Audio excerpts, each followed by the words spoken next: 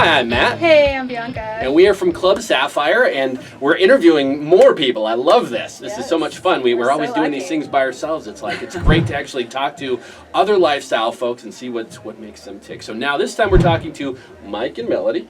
Nice job. Thank you. Yeah, I'm getting better at remembering names. We'll see. So, and you are competing also for Miss Sapphire. That's exciting. Have you ever been to Jamaica? I have not. Okay, it's exciting. pretty I have a awesome. passport. Nice. Well, that's half the battle. Perfect. And do you have a passport too, Mike? No, but Okay. I know where to get them. Okay. So now, did they tell you that if you compete in Jamaica, that you, as the husband, actually get to dress as a woman for one of the performances as well and perform an entire song in Jamaica? I'm comfortable in my masculinity, and my ass looks amazing. Nice. Amazing. We get to in shop high heels. together. It's gonna be fun. Exactly. You get to teach him all your moves and all. That's Yeah. perfect. That's perfect. Yeah. Are you going to do his makeup for him? Oh, definitely. Definitely. Is he going to have lots of glitter?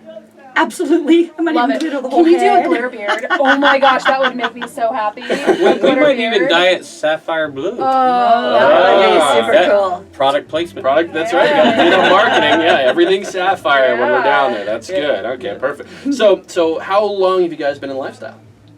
We got into it almost 2 years ago. Okay, and how did that conversation happen? Actually, it was Melody's idea. We had both had some other lifestyle event with our exes, but it wasn't satisfying. There was too many conditions and too much drama. And Melody and I had a very strong marriage, and we realized, you know what, let's explore other things. And we just first thought, well, let's be voyeurs or exhibitionists, and then, a little more, and then a little more, and then a little more. And we came to the 101 class here at Club Sapphire, absolutely loved it, and just baby steps until we got to the point where we were comfortable. And Melody guided us very well through all the challenges of getting into the lifestyle comfortably. Okay. So I'm very blessed to have her, and it's been a wonderful journey. For the most part, 99% of it's been wonderful. Okay. and you found that you've communicated well throughout it. I mean, have there been any bumps in the road or? There's always going to be bumps in the road. There will always be bumps. It's always an up and down process. It's never straight up, like it's always going to be amazing. But there's been a massive communication. It has made our marriage so much stronger because we talk so much more. Some of our deepest talks, and we have a very strong theology belief, but some of our strongest talks have been leaving here, going home. We're about half hour away, and that half hour driving home has been some of the deepest, most personal conversations that we've ever had after exposing ourselves to such an open lifestyle that once you open up to this, the concerns about who's doing the laundry or who's doing this or how the bills are paid, those things are minor compared to an open relationship like this. I mean, we're not open that anybody can be part of it. We're still us as the core, but in this kind of lifestyle, it's really opened our relationship up and has made us a stronger marriage. Yeah, the 1% that hasn't been good, it's been really interesting conversations on the way home. Okay. But you talk about it, you get past that bump, and you're like, okay, we're not going to do that again. But, Sure. And you've been doing this a couple of years. Yes. All right. Is there anything on your bucket list that you haven't done yet? Wow. You have to think about it. Win Miss Sapphire and go to Jamaica. Good answer. Good That's answer. a good answer. That's good because we are both judges too. I've been So. wanting, that's been on my heart since I heard about it. I mean, the first night we came here, we heard about it. Becky had just won. Oh, okay. And I'm like, I want to do that. That would be me. And so, the last 2 years we've volunteered, we've just tried to be here as much as if they call us, say, yeah, we're here. Because we're pretty close in distance. Right. And so we can jump and fill in a void, and we have just loved Fill in a void. Yeah, we sorry. filled many voids. But, we just love this place. Sure. Okay, how often do you come? We come. She comes at least 3 or 4 times every time we arrive. Sorry, I knew that was coming. I walked right I knew into that was coming. Okay, let's try that one again. We have a. How often do you pull your arrive? vehicle in the parking lot at Club Sapphire, come in, and then a few hours later leave? 3 times. once or twice a month on average. Sometimes once or twice a week. It just all depends. Yeah, because we have other things in our lives, jobs, family. More whatnot. stuff than this? But when we're How open, dare we're that like, gets in the way. yay. It's like this month, it's like at least 4 or 5 times. Oh yeah, Yay. it just depends on everything else, and you know sometimes we've come here many times and volunteered, worked, and then just went home. Right. It just, you know what? No, we're not here to play tonight. We're just going to volunteer and have a good time. But it's That's not. where you meet all the people. It's not always about just let's get naked and do things with people we don't know. It's about building the friendships and building the bonds, and if that leads to more, that's the best part. Absolutely. So you guys volunteer a lot. So you'd recommend people do that? Absolutely. It's especially as a bartender. Okay. Or if you're gonna do, we lovingly like to make the joke about because you can volunteer to bartend early or late, or be back monitors early or late. We will volunteer. We told them we'll volunteer to do anything you ever need except second shift monitors because we call that the hazmat duty. I did that. So the first time I volunteered, I'm gonna say Bianca was out of town or something was going on, and I'm like, oh yeah, I want to come to Sapphire. They had just opened up here, and I'm like, yeah, I finally want to get over here, so let me volunteer. And all they had available was like, yeah, we need someone to do a monitor's second shift. I'm like, okay, whatever. Sure, why not? And then they had and then it ends up, and it's like, okay, here's your gloves. You're gonna need these. What? And there were. I mean, as a general rule, I mean, this is a very clean club as far as compared to clubs that we've been to all over the country.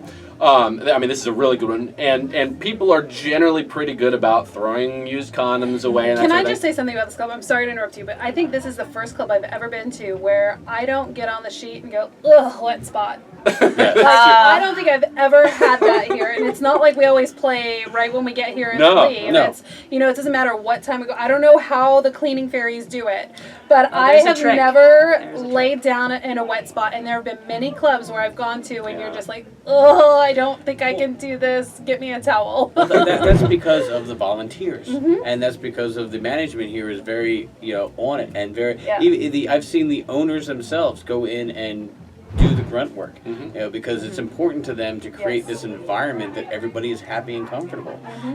And like I tell anybody that listens to me, it has absolutely nothing to do with it. Yeah, it has nothing to do with the men. The men, we think that we're in charge. The women, if you can get the women comfortable, if you can get them to relax and let them enjoy themselves, they'll bring you right along. If you go in here and try and pull, macho nonsense or macho drama, you're gonna upset the women and it's just not always gonna work. Okay, so how would you say what is the trick to making sure that the woman is as comfortable and can take the lead that way? Communication. Talk to her. Don't assume just because you want to show up at a swingers club or a lifestyle club that you're going to get laid. Don't assume. Go there to have a couple of drinks. Go there to meet people and laugh and joke. And then if the woman feels comfortable with the other couple, she'll let you know. Okay.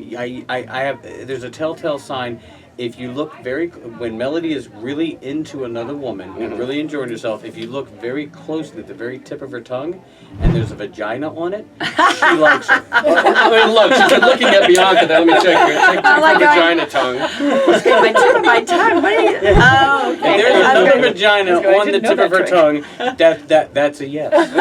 Okay, that's good to know.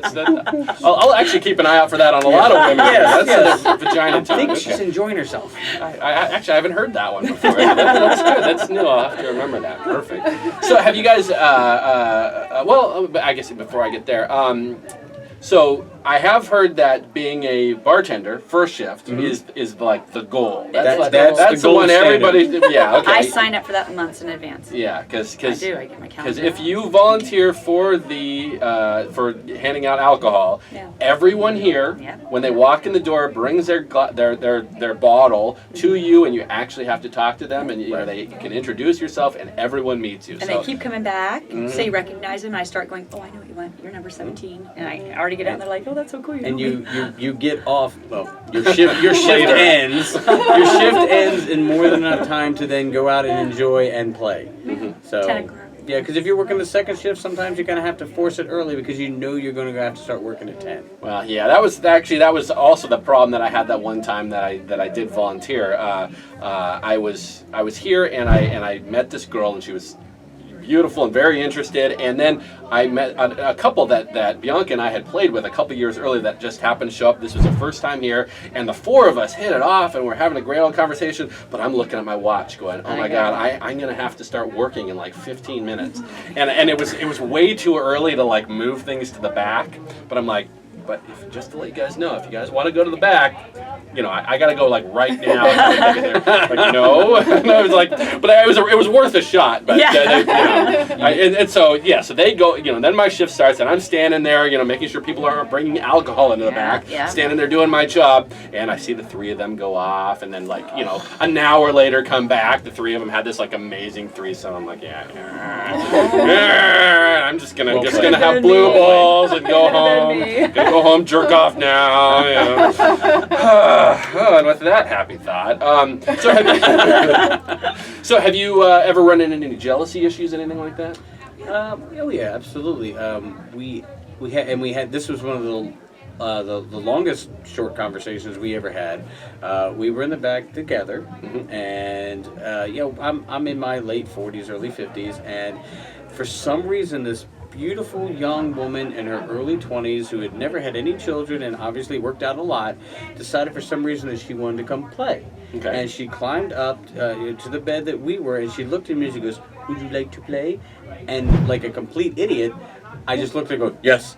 I never asked my wife. I never cleared it with my wife. I never did anything to get permission because penis was in charge. It was. I mean, the other head was working. And I looked at my penis and goes, "Dude," he goes, "You know, sometimes it's better to beg forgiveness than ask permission." Oh no. Which is not right. It's supposed to be the other way around. Other way around. And my penis and I have later had a conversation about how fucking wrong he was. And to make matters worse, now granted, the young lady was gorgeous and it was a wonderful time for me. But I never looked to see what she was bringing in trade. And I know what my bride likes, and he wasn't. Not at all. No. Okay. And, you know, there was odor issues, and it's just a horrible situation. For me. And, of course... You had a great time. No. So you ended up taking one for the team, then? In the heat of the moment, really have an actual choice. I mean, she was already up there, and he was over there. And I'm like going, oh. That was fast. Because usually that is a big no-no. Sure. And we're like, that's why this conversation has. And we can laugh about it now. Yeah, we laugh pretty early in our. We did not laugh about it then. That conversation home was. Yeah. And so when people ask us, what's the communication? Yeah. Talk about it. We know up front what we do and don't like. Yeah. You know, the code words that we can say to each other that other people don't know. Tell us what we do and don't like, and that way. And we're getting better at looks now too. As you get, you progress into lifestyle, you just start looking at each other and you know, like. So does he have a vagina tongue look of his own? Oh, yeah. Just drool. Yeah, that's drool about it. Yeah, okay. It's a woman stuck on him. Honey, can I peel off. When she says, "Do you like her?" and I go, I did. I don't even say, "Do you like her?" He's just already drooling. Okay. You have done that too, my love. I know I have. I totally agree. Both women. See, the problem with Melody is she enjoys women, so I don't know whether or not when she sees a couple and likes them, which one she likes or both. And so it's kind of like, because I'm respectful. Men are not my thing. Never going to be. Right. No problem being in the same general area, but that's just not my thing. Sure. She enjoys both. And so there have been times when she has enjoyed the other lady, and I'm just like the pitch hitter. I'm just in the bullpen warming up, getting ready. Nothing's happening with me. And then after the two of them enjoy themselves, then she's sitting there going, "All right, call in the lefty." And I come down to the field, and I give it my best.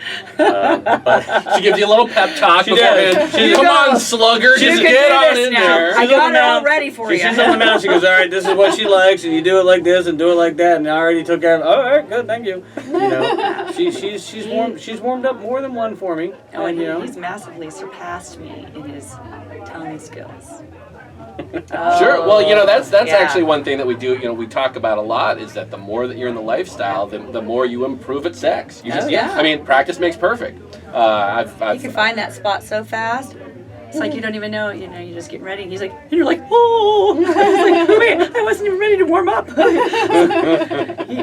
it fast. When you're in we're still in we still think and consider ourselves in a monogamous relationship because we don't have other relationships. But when you have other partners consensually, you learn to kind of think on the fly, because if you're with one person forever and always, you know exactly what that person wants. You have that pattern of, okay, here, I'm going to kiss you here, I'm going to kiss you there, I'm going to touch you there, and lay you down here and do this, boom, boom, boom, and it's done. Mm-hmm. But when you have so many varieties that you willingly and openly have, you learn so many new things, and then you can try them at home. Right. And I've tried so many things that I've tried other places, and she's done so many amazing things. I'm thinking, where did you learn? And then I realized I don't care where she learned. Just as long as you remembered it. Yeah, I practiced a lot. That is actually one of my favorite things is when we've played with another couple, and then like the next time we have sex, one of us does something different that we haven't done before. And it's like we suddenly just picked that up because one of us enjoyed it apparently. So and it's like.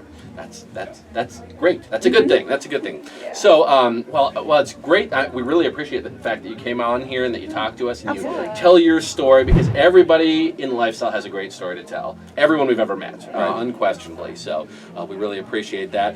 Make sure that you follow Club Sapphire on Twitter, of course, and Facebook and all that, and you can join the Facebook secret group. Go to ClubSapphire.net and join their new website that they put together. It's got a whole new social network in the back end. You can put naked pictures, do whatever you want on there, things that you can't do on Facebook, and be concerned about maybe your uncle or relatives finding you on Facebook that way, which would be a bad thing. So if you have a lifestyle account. So, all right. Well, thank you guys so much for coming here. Thank you. Thanks for having us. Oh, I Thank know. you. Yeah, we're rooting for everybody. So this is going to be this is fun. Exciting. This is fun. All right. Well, thank you so much for watching, and we'll see you next time. Bye.